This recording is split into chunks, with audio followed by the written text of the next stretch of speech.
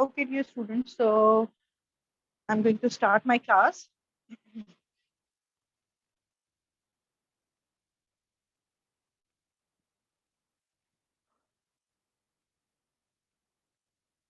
Let me share my slide. Okay, so first let's discuss, like I just have told you to study about sentence structure. तो आप सबने पढ़े हैं sentence structure? जब गांधी उसको थोड़ा सा रिवाइज कर लें क्योंकि मैं लाइक आफ्टर 2-3 मिनट्स में क्वेश्चनिंग स्टार्ट करूंगी.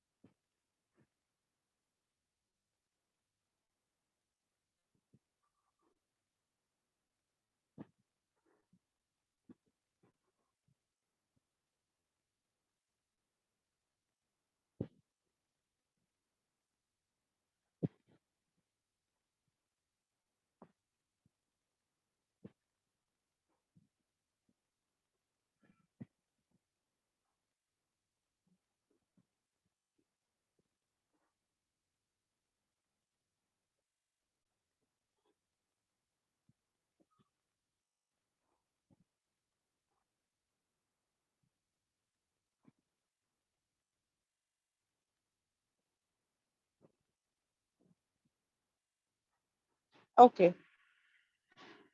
तो सेंटेंस स्ट्रक्चर्स क्या होते हैं मैंने आपसे कल कहा था पढ़ने के लिए, और उसका रीजन है, वो रीजन मैं आपको बाद में बता दूंगी. तो आप पूछते हैं Afsha. Afsha, kindly unmute yourself.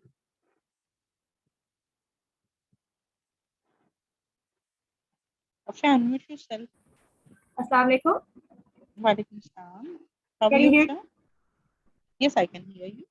Okay, okay. Because I'm using my laptop today, so that's why I couldn't hear you properly. Yeah, we can hear you also. Yes, Afshan, how are you? Yeah, alhamdulillah, alhamdulillah. How are you, Miss Sadia? I'm good too. Yes, Afshan, tell us something about what are sentence structures and what are the types. Miss Sadia, I could not actually do my homework, honestly speaking. And the thing is that I wouldn't be able to, answer this question or appropriately, at least, because because there are other students there, That's so I don't want to confuse them. all right, no problem. Better you study today and I'll ask you tomorrow. Okay, Afshan? Okay, okay, okay. Thank you. Thank you. Aniba? Aniba, unmute yourself. Hi, yeah, we don't have enough time. Assalamu alaikum. Walaikum salam. How are you, Aniba? Alhamdulillah, fine. In my absence class, मैंने कल वाली class ली थी. Aniba, I cannot hear you. I cannot hear you. Will you please speak a bit louder? मैंने कल वाली class में absent थी. मैंने कल वाली class में गई थी. Okay, okay. Yes, Priya.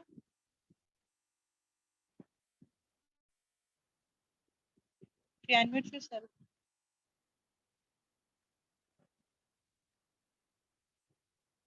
Priya, unmute yourself. I guess आज का काम जो है ना वो assignment किसी ने भी नहीं किया, and that is something very disappointing. कि अगर आप पढ़ोगे नहीं तो फिर क्या फायदा है, बताएं मुझे.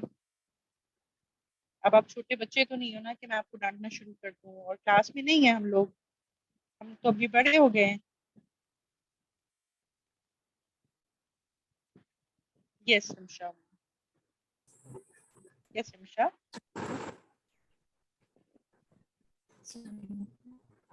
Walaikum assalam. Rimsha, will you please speak a bit louder?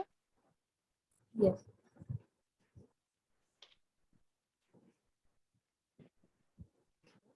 Rimsha?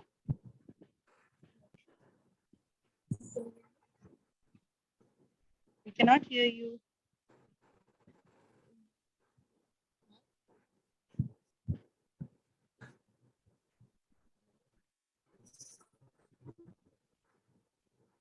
Rimsha, मैं आपकी आवाज नहीं आ रही।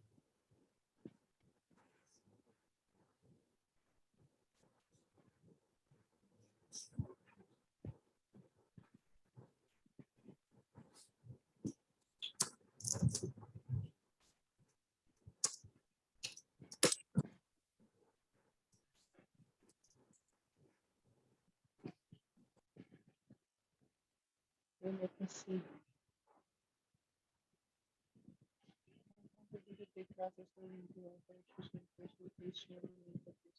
Okay. Okay. So this is the link which we this one.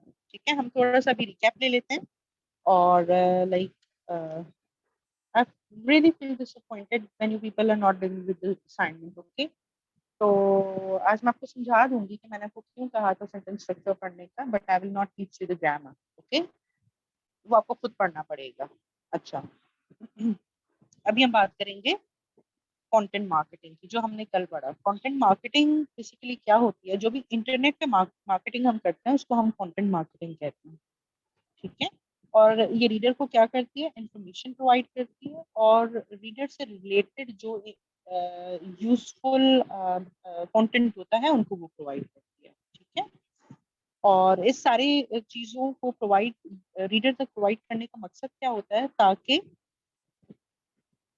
जिस बिजनेस के लिए या जिन जो सर्विसेज या जो प्रोडक्ट हम जो इंटरनेट पे एडवर्टाइज करना चाहते हैं उस पे एक तो इनकी साइट्स बढ़े, और फिर दूसरा क्या हो कि आपके प्रोडक्ट की तरफ, आपके ब्रांड की तरफ लोगों की अवेयरनेस बढ़े। ठीक है, वो चीजें लोगों तक पहुंचे।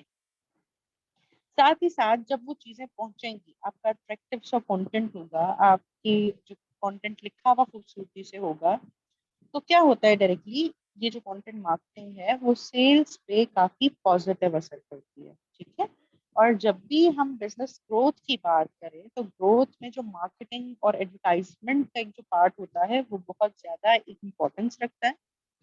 अच्छा, अभी सेकेंडली ये चीज है कि अगर हम मार्केटिंग ही कर रहे हैं तो मार्केटिंग तो दूसरी चीजों से की जाती है, कंटेंट मार्केटिंग क्यों? तो कंटेंट मार्केटिंग का रीजन ये है कि कंटेंट मार्केटिंग भी आजकल बहुत बड़ी जरूरत है। हर दूसरे जो है ना बंदे के हाथ में मोबाइल है, फेसबुक है। मतलब फेसबुक इस तरह से है कि फेसबुक की एग्जिस्टेंस इस तरह से है कि मेरे ख्याल से अगर आप बचपन के कोई स्कूल फ्रेंड्स भी ढूंढने बैठ जाएंगे तो फेसबुक एक पूरी, मतलब जैसे हम इस दुनिया में एग्जिस्ट करते हैं इसी तरह से फेसबुक पे भी लोग एग्जिस्ट करते हैं। तो सोशल मीडिया के थ्रू, इंटरनेट के थ्रू एडवर्टाइजमेंट आजकल की नीड है। ठीक है, तो काफी जरूरी हो गया अब कि इंटरनेट को यूज किया जाए मार्केटिंग के लिए।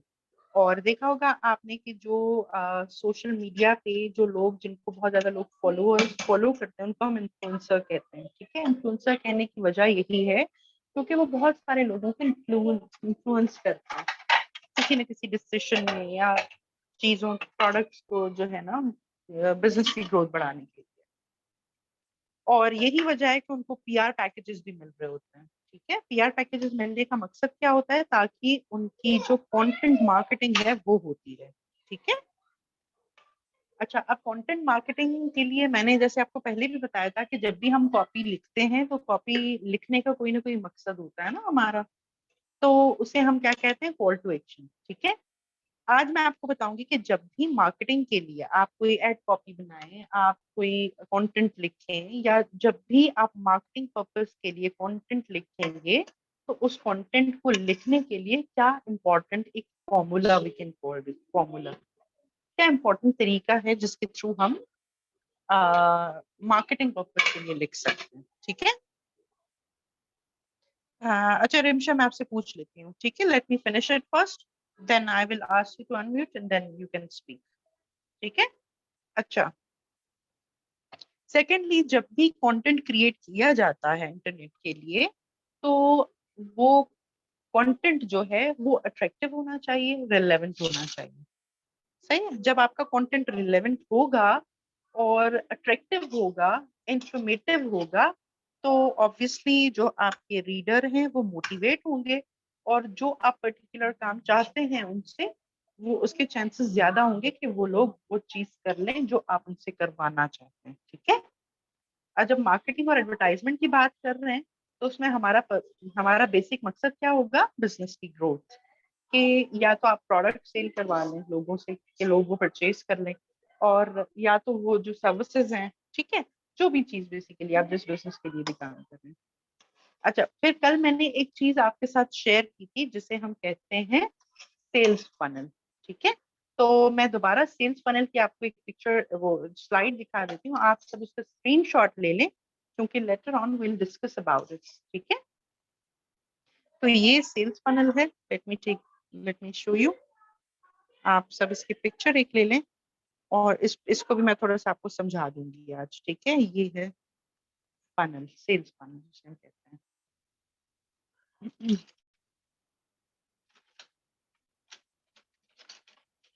ओके, ले लिया स्क्रीनशॉट, ठीक है।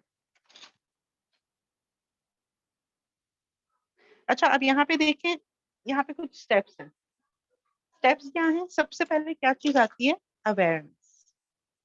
उसके बाद क्या चीज आती है? कॉन्सेंट्रेशन। फिर आता है इंटेंट, फिर है परचेज, और फिर है लॉयल्टी। अब यहाँ पे ये कुछ स्टेप्स हैं, ठीक है।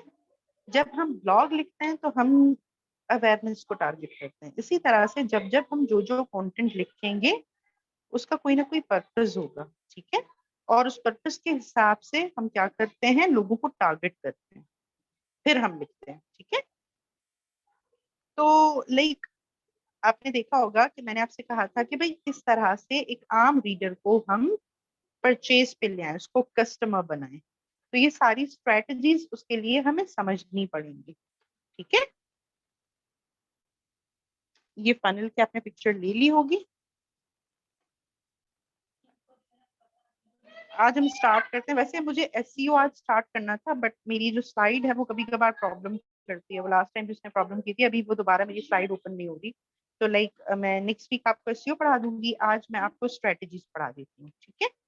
मैंने बहुत कोशिश की शुरू के 2-3 मिनट मेरी स्लाइड ओपन हो जाए, मुझे लगा मेरा टाइम वेस्ट हो रहा है, तो उसको मैं अभी क्लास से पहले, नेक्स्ट टाइम, आज मेरे पास लाइक बिजली नहीं थी एक्चुअली, तो मैं नेक्स्ट टाइम जब हमारी नेक्स्ट वीक क्लास होगी उसमें मैं ऑलरेडी अपनी स्लाइड जो है वो ओपन करके रख लूंगी, ताकि आपको डिफिकल्टी ना हो और आपका भी टाइम वेस्ट ना हो, मेरा भी टाइम वेस्ट ना हो, ठीक है। अच्छा, अब कल जो हमने पढ़ा था, हमने क्या पढ़ा था कि जब भी कोई कंटेंट मार्केटिंग पर्पस के लिए क्रिएट किया जाता है तो उसमें दो चीजों का ख्याल रखा जाता है। एक, हम इंफॉर्मेशन प्रोवाइड करते हैं, ठीक है, मतलब प्रोडक्ट के बारे में या सर्विसेज, जिस भी चीज के बारे में हम लिख रहे हैं, हम उसकी कंप्लीट इंफॉर्मेशन प्रोवाइड करते हैं जो अनबायस्ड होती है, ठीक है। मतलब उसमें जरूरी नहीं कि मैं अपनी राय लिखूं, मुझे अपनी राय नहीं लिखनी। अगर मैं किसी प्रोडक्ट के बारे में बता रही हूँ तो मैं उस प्रोडक्ट के सारे वही फायदे बताऊंगी जिस वजह से वो मार्केट में आई है कि लोग यूज करें ना, जो उसके बेसिक जो फायदे हैं, जो उसके फंक्शंस हैं, मैं उसको अनबाइस्ड तरीके से बताऊंगी। उसके बाद फिर एक और चीज मैं ऐड करूंगी जिसमें मैं अपना ओपिनियन ऐड करूंगी, ठीक है। ओपिनियन मेरा बाद में आएगा, पहले मैं प्रोडक्ट की इंफॉर्मेशन दूंगी, ठीक है, कि भाई ये क्या प्रोडक्ट है, किस तरह से है। उसके बाद मैं अपना ओपिनियन ऐड करूंगी, ठीक है। उस ओपिनियन में क्या होगा कि भाई इसमें ये फायदे हैं और ये चीजें जब मैंने यूज की तो फिर मुझे कैसी लगी, ठीक है। उससे क्या होगा, एक तो कंटेंट आपका अच्छा कंटेंट बनेगा, और सेकेंडली क्या होगा कि ये जब दोनों चीजें ऐड की जाती हैं तो क्या होता है, आपका कंटेंट जो है वो लोग उससे परस्यू होना शुरू हो जाते हैं, आपकी बात समझना शुरू करते हैं, ठीक है। और इन दोनों के एक फाइन बैलेंस और इस कॉम्बिनेशन से क्या होता है, आपके जो रिस्पॉन्स है लोगों का वो काफी पॉजिटिव आता है इस तरह की राइटिंग में। अच्छा, आज हम स्टार्ट करेंगे, जो आज का हमारा टॉपिक है वो है ब्लॉग स्ट्रेटजीज, ठीक है। ब्लॉग कंटेंट स्ट्रेटजीज के ब्लॉग का जो भी कंटेंट लिखा जाता है तो उसमें किन चीजों का। अच्छा, इसे स्टार्ट करने से पहले मैं रिमशा को अनम्यूट करूंगी। Yes Rimsha, kindly raise your hand, raise your hand, hurry up. हम रिमशा से पूछेंगे कि वो सेंटेंस स्ट्रक्चर्स के बारे में क्या कहना चाहती हैं। अच्छा प्लीज आप आज जो है ना जरूर पढ़ लीजिएगा।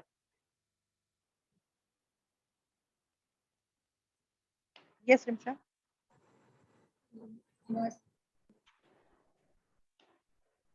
यस रिमशा।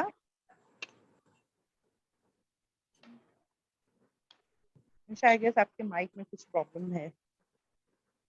पहले भी मैंने आपको अनम्यूट किया तो हमें आवाज नहीं आ रही थी, अब दोबारा आवाज नहीं आ रही।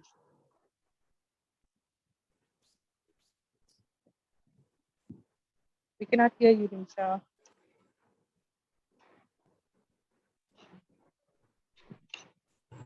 चलो नो प्रॉब्लम। हाँ थोड़ी सी आई आवाज, फिर चली गई।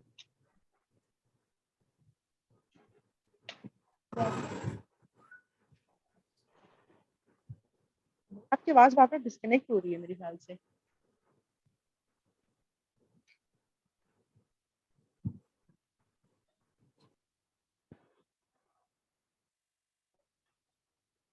नो प्रॉब्लम निशा, कल मैं वैसे भी सबसे क्वेश्चंस करूंगी, मैं आपसे भी कर लूंगी। लोअर योर हैंड, कल इस बारे में हम डिस्कस करेंगे। अच्छा, कल मैंने आपको एक असाइनमेंट दिया था। वो असाइनमेंट ये था कि आपको अपनी मर्जी से कोई भी एक ब्लॉग क्रिएट करना है। उसकी रिस्ट्रिक्शन क्या थी कि आप, लास्ट में मैंने आपसे कहा था कि आप 500-600 वर्ड्स तक लिखें। इस मतलब आप कोशिश कीजिएगा आपके जो ब्लॉग है वो 700 से 800 वर्ड्स तक का जाए, ठीक है। और सेंटेंस स्ट्रक्चर मैंने क्यों आपको पढ़ने के लिए कहा है, इसका इम्पोर्टेंट रीजन ये है कि जब भी आप राइटिंग करते हो, जब भी ब्लॉग लिखते हो, या इवन दो अगर आप ऐसे भी लिख रहे हो, तब भी ईच सेंटेंस, ईच आइडिया, जब भी हम राइटिंग करते हैं तो उसमें जब भी एक पैराग्राफ होता है उसमें हम अपने एक ही आइडिया को शो करेंगे और उसी पे ही हम सेंटेंसेस लिखेंगे। और एक पैराग्राफ में आप सब ज्यादा जो है वो कॉम्प्लेक्स सेंटेंसेस नहीं लिख सकते, कंपाउंड सेंटेंसेस आप यूज नहीं कर सकते। सिंपल सेंटेंसेस एक आध आप सेंटेंस जो है ना वो कंपाउंड या कॉम्प्लेक्स लिख लें, that would be fine enough. मगर आपको बाद में सिंपल सेंटेंसेस भी इस्तेमाल करने हैं। और इस तरह के कॉम्बिनेशन को हम क्यों यूज करते हैं, क्योंकि जब हम कोई भी अपना एक आइडिया देते हैं एक पैराग्राफ में, और उसके साथ ही हम कोई एक एग्जांपल दे सकते हैं जो उसको जो है वो प्रूव करे या हेल्प करे कंटेंट को, और एक आइडिया के साथ हम जो बाकी सिंपल सेंटेंसेस लगाते हैं वो उसी आइडिया को सपोर्ट करने के लिए हम लिखते हैं, ठीक है। आज आप जब सेंटेंस स्ट्रक्चर्स पढ़ोगे तो फिर ये आपको बात समझ आएगी, मैं कल आपको दोबारा समझा दूंगी, नो प्रॉब्लम। अच्छा, अब हम डिस्कस करेंगे ब्लॉग कंटेंट स्ट्रेटजीज को, कि जब भी ब्लॉग लिखा जाता है तो उस कंटेंट की स्ट्रेटजीज क्या होगी। सबसे पहले हम पढ़ेंगे कि ब्लॉग लिखने के फायदे क्या हैं, मतलब क्या जरूरत है हमें ब्लॉग लिखने की, ब्लॉग क्यों लिखा जाता है, फायदा क्या है ब्लॉग।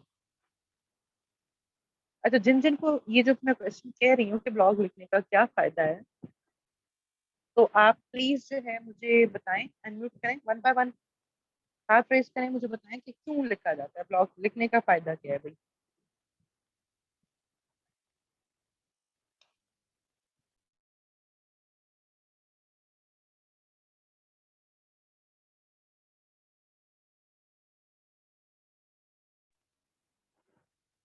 यस फातिमा शेख। अस्सलाम वालेकुम। वालेकुम सलाम। अच्छा जी, ब्लॉग इसलिए लिखते हैं मेरे ख्याल से कि अथेंटिक इंफॉर्मेशन, ब्लॉग मतलब किसी प्रोडक्ट के से रिलेटेड, ब्रांड से रिलेटेड या अपना एक्सपीरियंस शेयर करते हैं, आइडियाज वगैरह, थॉट्स वगैरह, तो इसके लिए ब्लॉग लिखते हैं। ठीक है, मगर ब्लॉग लिखने का फायदा क्या है, मतलब ब्लॉग फायदा में ये क्या है, फायदा देखते आपकी स्किल डेवलप होती है, English skills, writing skills develop होती हैं। हैं। अच्छा, राइटर की या रीडर। राइटर की तो ऑलरेडी होती है राइटिंग स्किल। अच्छा, रीडर की, ठीक है, रीडर की होती है। और और इसके अलावा सोचो और क्या फायदा होता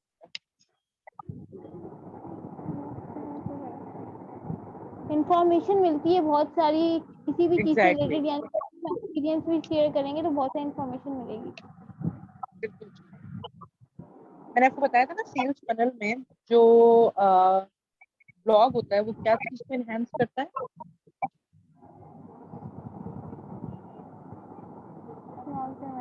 पहला पहला क्या पॉइंट है, पहला पहला it awareness. Help your SEO, search engine awareness, awareness, optimization. Awareness, yes. ऐसे में भी हेल्प होता है। चलो मैं समझा दूँ, ठीक है, अब मैं भी आपको समझा दूँ।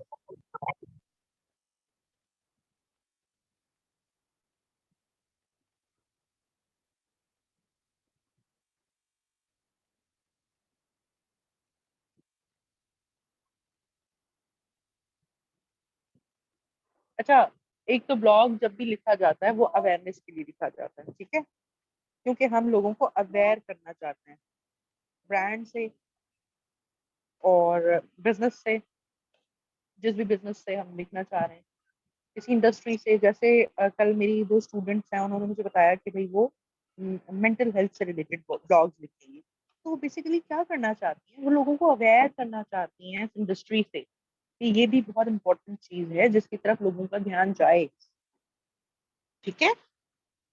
अच्छा, दूसरा क्या होता है कि जब भी ब्लॉग लिखते हैं हम, तो ब्लॉग्स अक्सर जिनके वेबसाइट्स होते हैं लोग वो लिख पाते हैं। और क्यों, फिनिश इट फर्स्ट। और वो क्यों लिखवाना चाहते हैं, अपनी वेबसाइट पे क्यों ब्लॉग लगाते हैं? मैंने आपसे कहा था आप दराज के ब्लॉग निकाल के पढ़िएगा। तो जिस जिसकी वेबसाइट होती है वो क्यों ब्लॉग लिखवाना चाहते हैं? ब्लॉग लिखवाने से उनकी वेबसाइट पे ट्रैफिक बढ़ता है, क्योंकि ब्लॉग ऐसी चीज है जो लोग शौक से पढ़ते हैं, ठीक है। सहरिश, ये सहरिश।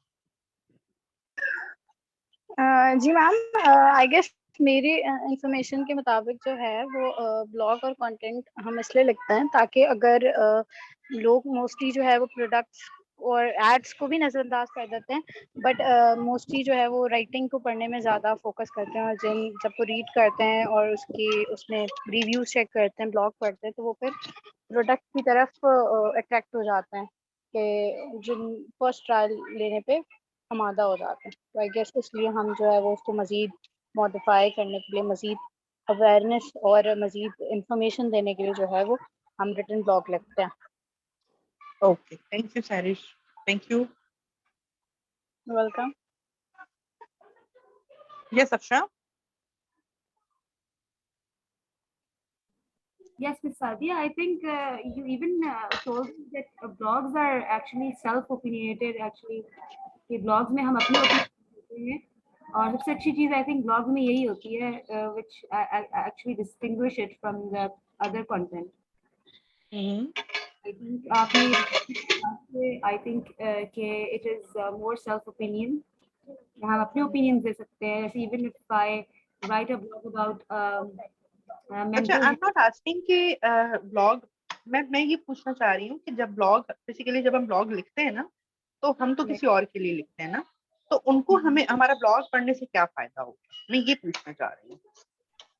I think क्यों लोग हमारा blog they get more awareness about the specific topic. I think उनको अलग अलग अलग किस्म के opinions मिलते हैं from different kind of people.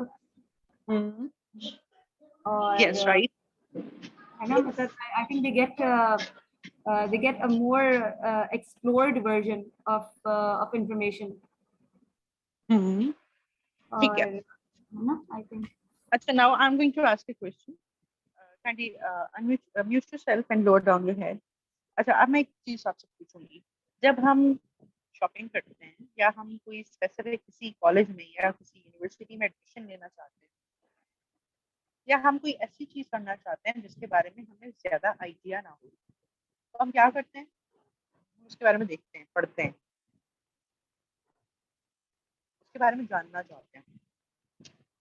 अगर कोई यूनिवर्सिटी है और मुझे वहाँ पे एडमिशन लेना है, तो मैं क्या करूँगी? मैं ब्राउज करूँगी यूनिवर्सिटी के बारे में, फिर हो सकता है उससे रिलेटेड मुझे कहीं ब्लॉग्स मिल जाए, ठीक है। अब ब्लॉग्स को लोग पढ़ेंगे, ब्लॉग से क्या होता है, सबसे इम्पोर्टेंट चीज डिसीजन मेकिंग में बड़ी हेल्प होती है ना, कि जो भी आप डिसीजन लेना चाहते हो, डिसीजन मेकिंग में आपकी बहुत ज्यादा हेल्प करता है ब्लॉग, ठीक है। अच्छा, अब अगर कोई वेबसाइट ब्लॉग लिखवा रही है, फॉर एग्जांपल यूनिवर्सिटी ने अगर अपना ब्लॉग लिखवाया है, तो यूनिवर्सिटी का क्या फायदा होगा ब्लॉग लिखवाने का? तो ये होगा कि उनकी ऑर्गेनिक रीच बढ़ेगी, ठीक है ना। मतलब अगर आप लिखते हो कि भाई बिजनेस एडमिनिस्ट्रेशन में मुझे एडमिशन लेना है, और बिजनेस एडमिनिस्ट्रेशन से रिलेटेड आपको कोई यूनिवर्सिटी ब्लॉग्स प्रोवाइड करे कि भाई बिजनेस एडमिनिस्ट्रेशन अगर आप पढ़ते हो तो ये फायदे होते हैं, अगर आप इस यूनिवर्सिटी से करोगे तो इनके पास ये फैसिलिटीज हैं, हॉस्टल्स हैं, ठीक है। तो ये क्या होता है, लोग अपनी वेबसाइट पे ब्लॉग्स लिखवाते हैं राइटर्स से, इस तरह का काम आता है कंटेंट राइटर के पास। उनसे उनको क्या फायदा होता है, बिजनेस को क्या फायदा होता है? एक तो उनके वेबसाइट पे ट्रैफिक बढ़ता है, ठीक है, और ऑर्गेनिक सर्च रिजल्ट में आता है। मतलब ऑर्गेनिक जो है उनकी रीच बढ़ती है। ऑर्गेनिक रीच क्या होती है कि बगैर एडवर्टाइजमेंट के पैसे भरे वो अपने कंटेंट से ही लोगों तक रीच करते हैं, ठीक है। और सबसे ज्यादा जो एसईओ के वर्ड्स जो हैं, जो की फ्रेजेस हैं, वो ब्लॉग्स में यूज किए जाते हैं। और यही वजह है कि वहां पे जब लोगों का ट्रैफिक आता है, लोग उस चीज को पढ़ते हैं, तो आपकी वेबसाइट पे भी ट्रैफिक बढ़ रहा होता है, आपका जो बिजनेस है उस पर भी इंसाइट्स आ रहे हैं, ठीक है। और दूसरी चीज क्या है कि जब भी आप क्वालिटी कंटेंट प्रोवाइड करते हैं, अब क्वालिटी कंटेंट का हरगिज मकसद ये नहीं है कि आप कीवर्ड्स और फ्रेजेस ही भर दें, उसका भी एक बैलेंस होता है जो हम एसईओ में पढ़ेंगे, ठीक है। तो जब ऑर्गेनिक रीच बढ़ती है, लोगों का ट्रैफिक बढ़ता है, लोग आपकी चीजें पढ़ते हैं, तो उनको अवेयरनेस आपके बिजनेस से भी मिलती है। जैसे मैंने आपको पार्क व्हील्स की एग्जांपल दी थी, तो वो एग्जांपल मेरे देने का मकसद ये था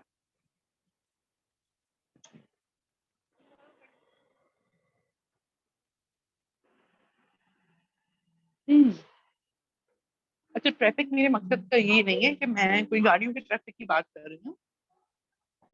ट्रैफिक मकसद ये है कि लोगों लोगों की आमदोरफ्त बढ़ेगी, ठीक है। मतलब मैं आपको कैसे समझाऊं कि फॉर एग्जांपल मुझे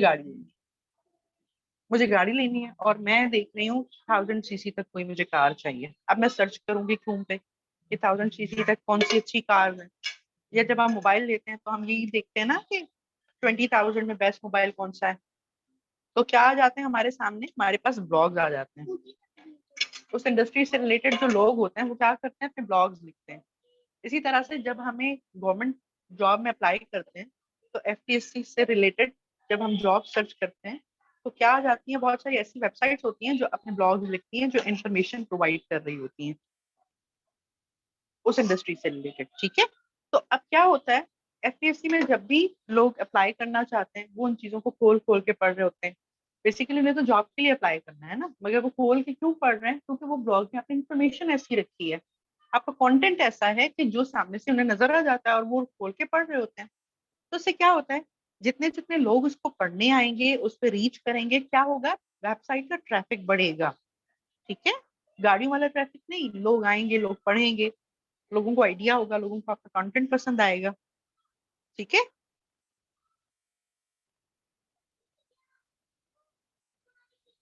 ये मैं कहना चाह रही हूँ। और ब्लॉग पढ़ने से क्या होता है, रीडर का क्या फायदा है, रीडर का ये फायदा है, जब ब्लॉग रीडर पढ़ता है तो उससे डिसीजन जो भी वो लेना चाहता है, उस डिसीजन में हमको इन्फॉर्मेशन मिलती है। और उस इन्फॉर्मेशन के साथ क्या होता है कि वो अपना डिसीजन अच्छे से ले सकते हैं, किसी ब्रांड के बारे में, किसी प्रोडक्ट के बारे में। अगर मैंने एफपीएससी में कोई जॉब में अप्लाई करना है, ठीक है, और मैं गई, मैंने सर्च किया, मुझे कोई ब्लॉग नजर आ गया जो मैंने पढ़ लिया, मुझे पता चल जाएगा कि भाई क्या प्रोसीजर है। पहले मुझे एडवर्टाइजमेंट को डाउनलोड करना पड़ेगा, फिर इनका चालान फॉर्म लेना पड़ेगा, चालान फॉर्म डाउनलोड में करूंगी। मैं एक एग्जाम्पल दे रही हूँ आपको। अगर मैं किसी प्रोडक्ट को खरीदना चाहती हूँ, जैसे मुझे मोबाइल चाहिए, 20,000 मेरी रेंज है और उसमें मुझे कोई अच्छा सा मोबाइल चाहिए, तो जिन जिन लोगों का ये निश होगी, मोबाइल फोन और टेक्नोलॉजी से रिलेटेड जो लोग होंगे, वो इस चीज पे जब अपना ब्लॉग लिखेंगे, तो क्या होगा, लोगों की नीड है ना ये, भी वो जानना चाहते हैं कि 20,000 में कौन से अच्छे मोबाइल हैं जो मैं ले सकती हूँ। तो जब वो ब्लॉग पढ़ेंगे उन्हें समझ आएगी, ठीक है। फॉर एग्जाम्पल, अगर वो ब्लॉग ओप्पो वालों ने लिखवाया अपने कंटेंट राइटर से, तो जो राइटर है उसे इन्फ्लुएंस करेगा कि भाई ओप्पो का मोबाइल ले लो, इसमें तो बड़े अच्छे फीचर हैं। तो मोस्ट पॉसिबल चांसेस क्या हैं कि मैं जाके ओप्पो का मोबाइल ही ले लूं, ठीक है। तो इससे क्या होता है, इससे एक तो बिजनेस में भी हेल्प होती है और डिसीजन लेने में भी हेल्प होती है, इंफॉर्मेशन जो अवेयरनेस जो प्रोवाइड की जाती है ना। किसी ऑर्गेनाइजेशन के लिए भी लिखा जाता है, बिल्कुल बिल्कुल लिखा जाता है, ऑर्गेनाइजेशन लिखवाती हैं, बिल्कुल लिखवाती हैं। अगर कोई ऑर्गेनाइजेशन है अगर, ठीक है, और वो रिक्रूटमेंट से रिलेटेड उनका बिजनेस है कि भाई लोग जो है वो अप्लाई करें, और ऐसा होता है रिक्रूटर्स होते हैं, तो रिक्रूटर्स भी ब्लॉग्स लिखवाते हैं, ठीक है, ऑर्गेनाइजेशन ब्लॉग्स लिखवाती हैं। तो इस तरह से होता है कि बहुत सारी ऐसी ऑर्गेनाइजेशन हैं जो ब्लॉग्स लिखवाती हैं। अब आप आज क्या करोगे, आज आप दराज खोलोगे, दराज पे आप देखो हर तरह की इंडस्ट्री के हिसाब से इनके पास ब्लॉग्स हैं अवेलेबल। एक मिनट तक चेक कर लूँ वरना मैं आपको दिखा देती हूँ, just give me a second.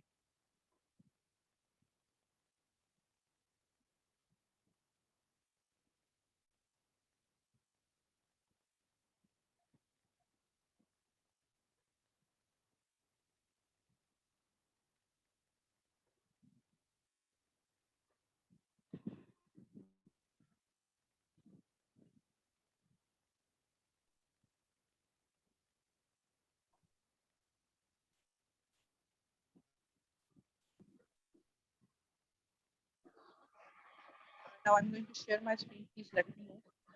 तो आपको नजर आए तो बता दीजिएगा। Okay, can you see my screen now? अच्छा, अब मैंने क्या लिखा है ऊपर? दराज ब्लॉग्स, ठीक है। यहाँ पे कैटेगरीज देखें, ब्यूटी एंड हेल्थ है, ठीक है, फैशन लाइफस्टाइल। अब ये देखें, यहाँ पे इनके ब्लॉग लिखे हैं। ये देखें, लेटेस्ट पोस्ट क्या है? Air fryer recipes, easy sweet and spicy fire crackers. ये देखें भाई, ठीक है। इजी केटो, केटो से रिलेटेड रेसिपीज भी हैं यहाँ पे, कीटो डाइट, ठीक है। ये देखिए, ये सारे ब्लॉग्स हैं अवेलेबल यहाँ पे। और यहाँ ऊपर जो है वो आप अपने हिसाब से भी चूज कर सकते हैं ना, कि कौन सी आपके निश है, उस हिसाब से आप चेक करें चीज़ें। यहाँ पे सर्च बार भी है, सर्च करें अपने हिसाब से। अगर आप मोबाइल फोन्स के बारे में पढ़ना चाहते हैं, आप डाइट के हिसाब से पढ़ना चाहते हैं, जो आपकी निश है आप उस हिसाब से चीज़ों को सर्च करें और पढ़ें, ठीक है। Is that clear? Is that clear now? अच्छा, दूसरी चीज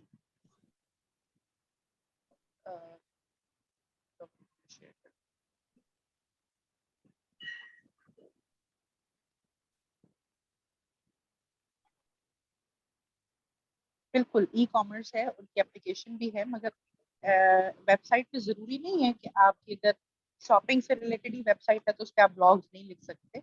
आप बिल्कुल लिख सकते हो, ठीक है। इसी तरह से जब यूनिवर्सिटीज के हम देख रहे होते हैं तो वेबसाइट्स, ठीक है। अच्छा, तो वेबसाइट्स पे क्या होता है, वेबसाइट्स पे ब्लॉग्स भी रखे जाते हैं और उसका एक अलग से ऑप्शन होता है, बटन होता है, ब्लॉग्स पे आप क्लिक करें।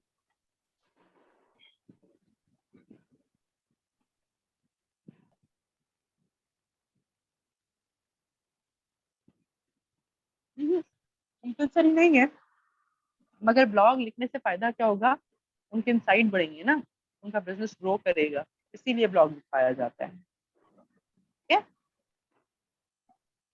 मतलब ब्लॉग की ये इम्पोर्टेंस है। आज आप सर्च करेंगे ब्लॉग और उन ब्लॉग्स को पढ़ेंगे, सिर्फ आप ब्लॉग्स लिखेंगे ना किसी भी इंडस्ट्री से रिलेटेड, अगर आप ब्लॉग्स पढ़ना चाहते हैं, आप अपने निश के हिसाब से ब्लॉग्स पढ़ें, फिर देखें किस तरह से जो है वो, मैंने आपको एक एग्जांपल दिखाई है, इसी तरह से आप क्या करें, अपने निश के हिसाब से अपने ब्लॉग सर्च करें और फिर देखें कि जिन वेबसाइट्स लिखाई होंगी वो बहुत ऊपर रैंक कर रहे होते हैं। और ये मैं अभी आपको समझाऊंगी कि उन ब्लॉग्स को पढ़ने से आपको क्या फायदा होगा, ठीक है।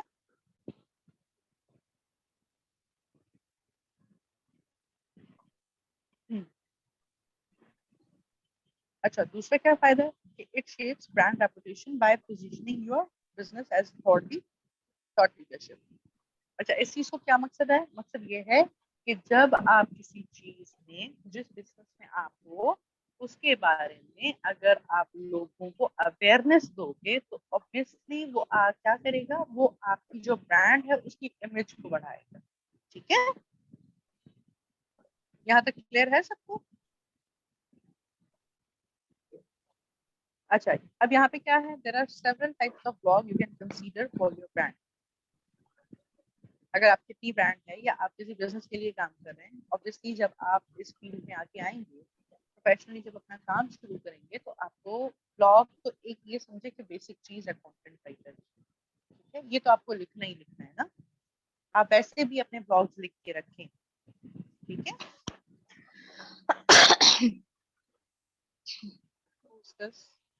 Asia, mute yourself. यहाँ पे देखिए, there are several types of blogs which you can consider for your brand. यहाँ पे क्या है, thought leadership and industry insights. अब thought leadership क्या है, वो blogs जो स्पेसिफिकली लोगों को अवेयरनेस देने के लिए होते हैं। बहुत ही अच्छा, मैंने आपको एक वो बताया था, जैसे अभी एग्जांपल दी मैंने डॉक्टर रीबा की और अफशा की, तो वो क्या चाहते थे, वो ये चाहते हैं कि लोगों को मेंटल हेल्थ से रिलेटेड हम अवेयरनेस देना चाहते हैं। उनका बेसिक मकसद ये है ब्लॉग लिखने का, ठीक है। तो उसमें क्या है, ये थॉट लीडरशिप ब्लॉग है। वो क्या करना चाहते हैं, वो लोगों तक वो चीज पहुंचाना चाहते हैं। अभी जैसे कोविड आया, तो कोविड में ज्यादातर लोग शायद इस चीज को ज्यादा सीरियस नहीं ले रहे थे, मगर लोग क्या करते हैं, वो ब्लॉग्स लिखते हैं ताकि उनके अंदर उस चीज की अवेयरनेस पैदा हो कि हाँ भाई, हमें ये एक चीज भी है जिसके बारे में हमें, या फिर इंडस्ट्री की इनसाइट क्या कि डिफरेंट इंडस्ट्रीज हैं। अब मैं अगर फूड की बात करूँ तो वो अलग इंडस्ट्री है, टेक्नोलॉजी की बात करूँ वो अलग इंडस्ट्री है, हेल्थ की बात करूँ वो अलग इंडस्ट्री है, ठीक है।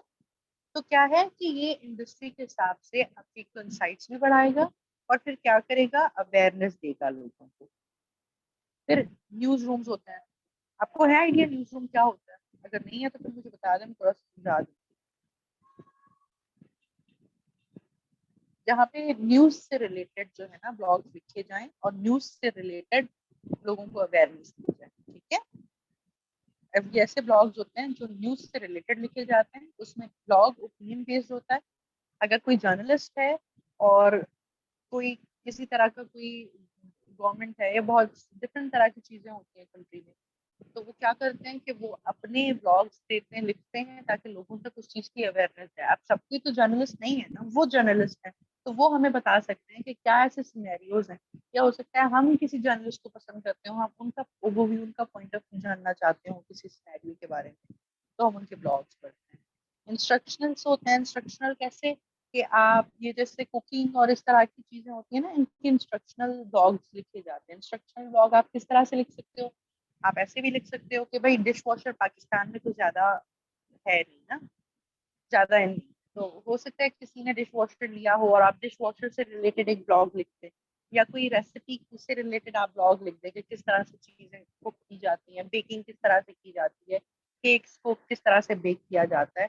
या फिर इंस्ट्रक्शनल आप इस तरह से भी लिख सकते हैं कि अक्सर लोगों को ओवन यूज करना नहीं आता जब वो बेकिंग की तरफ आते हैं, तो आप वो भी बता सकते हैं कि भाई किस तरह के ओवन्स होते हैं, लोगों को इसके बारे में अवेयरनेस दे सकते हैं कि किस तरह के ओवन्स होते हैं, उनको किस तरह से हैंडल किया जाता है, किस तरह से टेम्परेचर सेट किया जाता है। तो ये क्या है, ये इंस्ट्रक्शनल ब्लॉग्स है।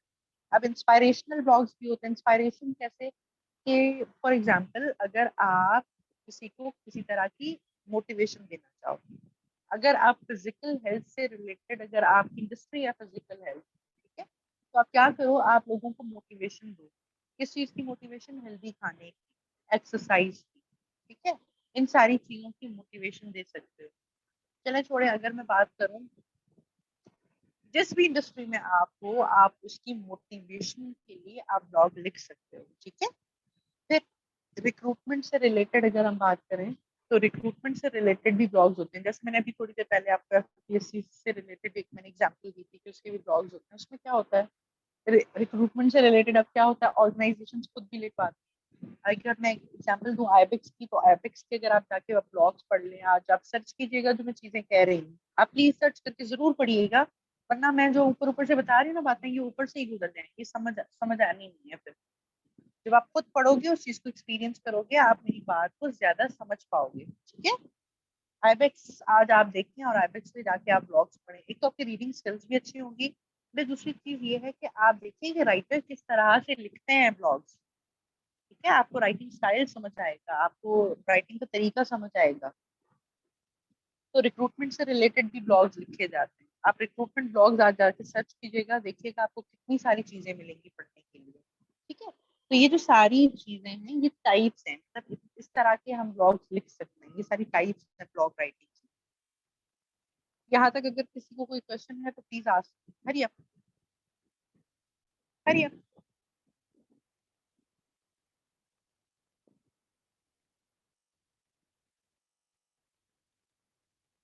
मैं पूछूं क्वेश्चन?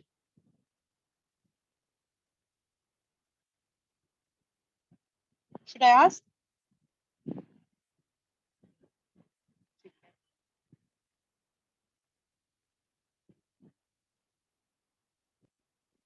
कौन सी वेबसाइट का नाम शेयर कर दूं फातिमा?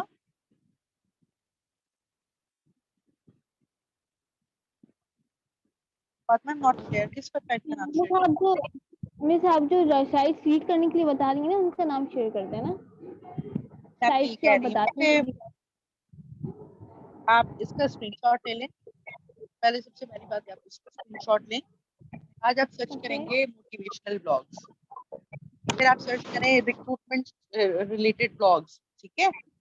मैं आईबेक्स की एग्जांपल दे रही हूँ, ठीक है। अब आईबेक्स क्या है? आईबेक्स को हायर करता है, वो भी ब्लॉग्स लिखवाता है, ठीक है। जिस इंडस्ट्री से रिलेटेड आपकी वेबसाइट होती है, वो लोग क्या करते हैं अपने बिजनेस को एनहांस करने के लिए ब्लॉग्स लिखवाते हैं, ठीक है। तो आज आप न्यूज ब्लॉग आप सर्च करके पढ़िएगा। ओके मिस, मैंने होमवर्क भी किया हुआ है, लेकिन मुझे फेसबुक की है वो नहीं पता वेबसाइट आपकी कि किस पे शेयर करना है ना। वो प्लीज लिंक वो भी है, शेयर कर दें। वो लिंक है। मैं अभी तो मेरे पास लिंक अवेलेबल नहीं है, मगर अगर किसी स्टूडेंट के पास है तो प्लीज चैट में शेयर कर दें। तो वो ग्रुप आपको जाके ज्वाइन करना होगा। उसमें आप जाके लिखेंगे अपना नाम, अपने बैच का नाम, आपका बैच नंबर 3 है, बैच शेयर करेंगे आप, अपना सब्जेक्ट का नाम शेयर करेंगे और फिर अपना असाइनमेंट शेयर करेंगे, ठीक है। Okay okay, thank you miss, thank you.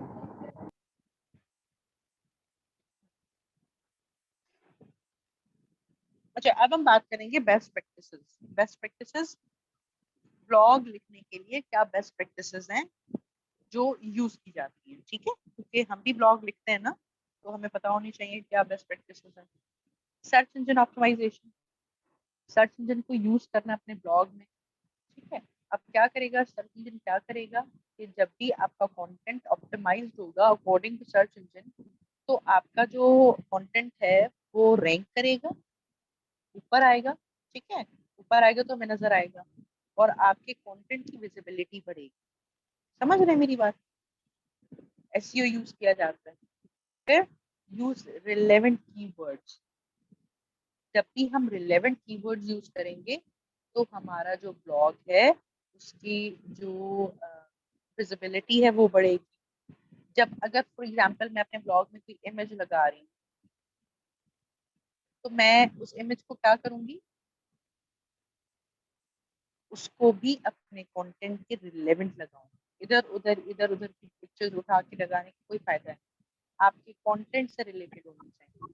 आप जो कैप्शंस लगाएंगे, जो टाइटल्स लिखेंगे अपने वेबसाइट में, सॉरी अपने ब्लॉग में, वो भी आपके टॉपिक से रिलेवेंट होने चाहिए।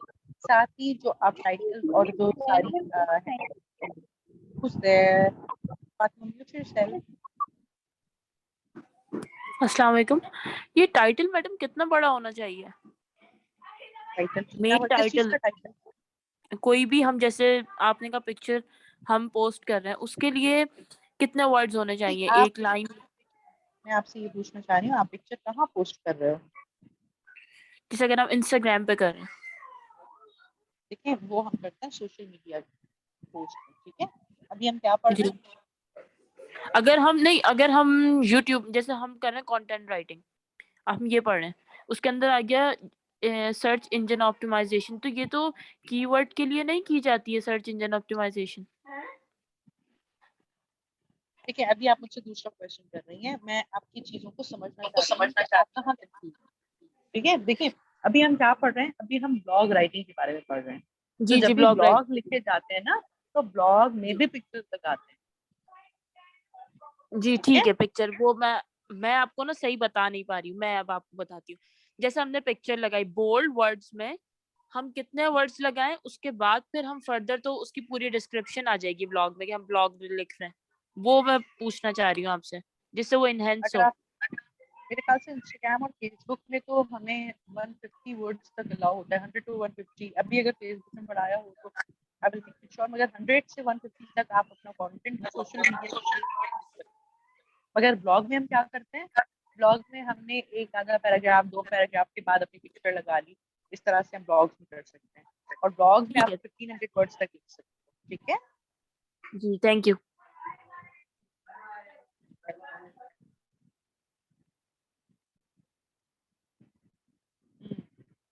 अभी जो हम एसईओ पढ़ेंगे उसमें मैं आपको बताऊंगी कि हम रिलेवेंट जो है वो कीवर्ड्स किस तरह से फाइंड आउट करेंगे। ठीक है। एसईओ में हम ये चीज पढ़ेंगे। नेक्स्ट जो हमारी क्लास है वो एसईओ के ऊपर ही है, तो उसमें हम पढ़ेंगे कि हम किस तरह से अपने कीवर्ड्स फाइंड आउट करेंगे और अपने कंटेंट में लिखेंगे। ठीक है। अभी प्लीज आप इस चीज को समझने की कोशिश करें जो मैं आपको अभी बता रही हूँ ना। अगर आपका माइंड इधर उधर चला जाएगा तो आप ये चीज समझ नहीं पाएंगे। ठीक है। तो जब हम अपने ब्लॉग में इमेजेस लगाएंगे तो वो भी हमारे रिलेवेंट होने चाहिए। अगर आप टाइटल की बात करते हैं, blog title, let me tell you one thing clearly, अगर आप ब्लॉग टाइटल की बात कर रहे हैं तो उसमें आप अट्रैक्टिव टाइटल्स लिख सकते हैं। ठीक है। फॉर एग्जांपल क्वेश्चन के हिसाब से आपने पूछ लिया। एक और इमेज है वो मैं आपके साथ शेयर करूंगी। लेट मी सी। जी जी बिल्कुल। अच्छा, किस तरह के कैप्शंस लगा सकते हैं। अब ब्लॉग में भी तो नीचे हेडिंग्स होती हैं ना, ऐसा तो नहीं है सिर्फ एक ऊपर टाइटल होगा। ब्लॉग्स में भी हेडिंग होगी, ब्लॉग में भी डिफरेंट हेडिंग लगा सकते हैं आप। और उन हेडिंग को भी अगर आप कीवर्ड से रिलेटेड हेडिंग के वो जो कीवर्ड्स हम निकालेंगे अगर आप वो ब्लॉग में भी यूज करेंगे तो आपका कंटेंट और ज्यादा विजिबल होगा और इस चीज में आपके कंटेंट में और ज्यादा हेल्प होगी। ठीक है। और जब आप जो भी हेडिंग कर लगाएं या जो आप ब्लॉग इवन ब्लॉग का टाइटल भी देना चाहते हैं तो आपकी हेडिंग जो है, आपका टाइटल जो है वो भी रिलेवेंट होना चाहिए। ठीक है। मतलब कहीं कोई और क्वेश्चन पूछ के आप फिर अपने ब्लॉग की तरफ आए तो ये बिल्कुल भी मतलब मजा नहीं आएगा पढ़ने में। अच्छा, अब जो आपका हेडिंग होगी ना, जो ब्लॉग की हेडिंग होगी, कोशिश करें जो ऐसे कीवर्ड्स जिनका वॉल्यूम ज्यादा हो, वॉल्यूम मतलब जो बहुत ज्यादा सर्च किए गए हो, आप उनको हेडिंग में लगाएं। ठीक है। तो इससे क्या होता है, इससे ब्लॉग की विजिबिलिटी बढ़ती है। नेक्स्ट वीक जब मैं आपको सिखाऊंगी ना तो उसको मैं आपको दोबारा समझाऊंगी कि ये किस तरह से मैं आपको कह रही थी कि किस तरह से हम हेडिंग में पुट ऑन करते हैं। ठीक है। अच्छा, अब क्या है कि लॉन्ग फॉर्म ऑफ कंटेंट, जब लॉन्ग फॉर्म ऑफ कंटेंट लिखा जाता है मतलब जो बहुत ज्यादा लंबे कंटेंट जो ब्लॉग्स लिखे जाते हैं, मैंने आपको बताया था 15 से 2000 तक के भी ब्लॉग्स लिखे जाते हैं जो ज्यादा लेंथी होते हैं।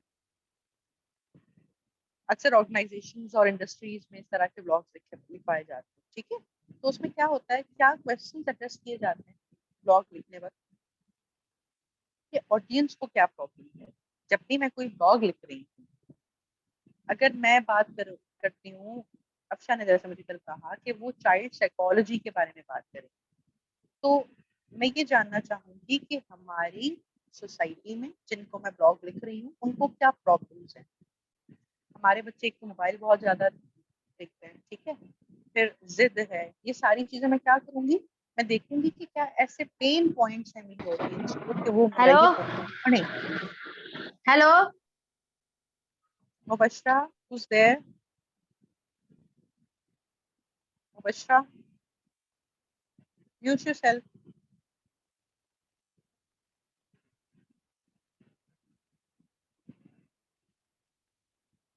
ठीक है। तो मुझे पता होना चाहिए कि मेरी ऑडियंस को क्या प्रॉब्लम है कि वो मेरे कंटेंट तक को पढ़ेंगे। क्या ऐसे प्रॉब्लम्स हैं जो मेरी ऑडियंस को होंगे और ये ब्लॉग लिख के मैं हेल्प आउट कर सकूँ।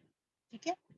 और मैं किस तरह से उनको हेल्प आउट करूँ, ये क्वेश्चन भी आप अपने माइंड में रखें कि जब आप कंटेंट लिखेंगी एक तो उनकी ये पेन पॉइंट्स होगी कि ऑडियंस को मेरी ये पेन पॉइंट्स है, फिर मैं ऐसा कौन सा कंटेंट ऐड करने वाली हूँ जिनसे उनकी उन प्रॉब्लम का कोई ना कोई सोल्यूशन हो। ठीक है। और तीसरी चीज ये देखिए कि आपका कंटेंट जो है वो टाइमली है भी या नहीं और रिलेवेंट है या नहीं, मतलब आपका जो कंटेंट है उसमें इधर उधर की बातें ना हो। जिस टॉपिक पे आप बात कर रहे हो उसी टॉपिक से रिलेटेड आप एग्जाम्पल लिखोगे। जिस टॉपिक पे आप लोगों को लेके आना चाह रहे हो, आपका जो सेंटेंस टू सेंटेंस आपका जो पूरी एक मीनिंग है वो उस टॉपिक से रिलेटेड ही हो। ठीक है। मतलब बात करने में भी अक्सर ऐसा होता है कि हम इधर से उधर निकल जाते हैं ना, लिखने में भी इसी तरह से कि जो मैं बेसिकली अपने ऑडियंस से चाहती हूँ उनके प्रॉब्लम्स से रिलेटेड मैं जो है ना उसी से रिलेवेंट मैं आंसर्स करूँ, उसी से रिलेवेंट मैं एग्जांपल्स दूँ, उसी से रिलेवेंट मैं इमेजेस लगाऊं, उसी से रिलेवेंट मेरे जो टॉपिक की हेडिंग हो। ये जब सारा आप इन सब चीजों का ध्यान रखोगे तो आपकी जो कंटेंट की क्वालिटी है वो बहुत ज्यादा अच्छी हो जाएगी। ठीक है, is that clear to everyone?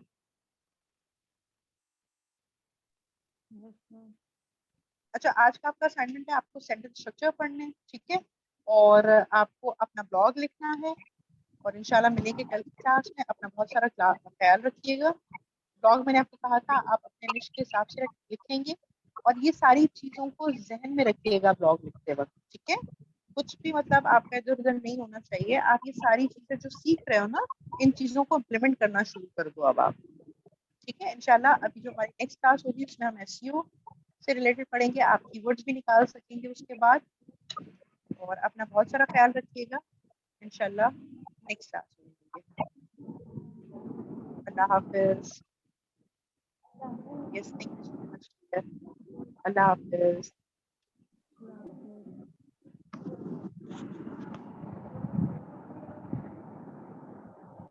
शुक्रिया याद आते हैं।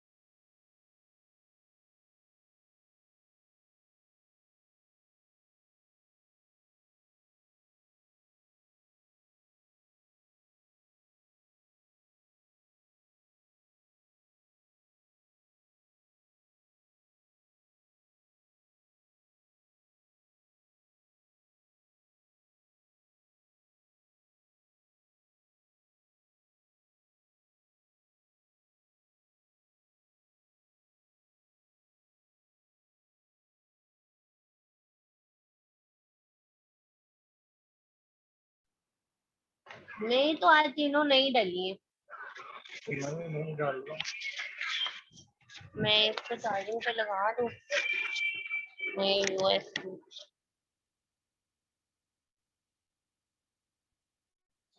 इतना ट्रांसपोर्ट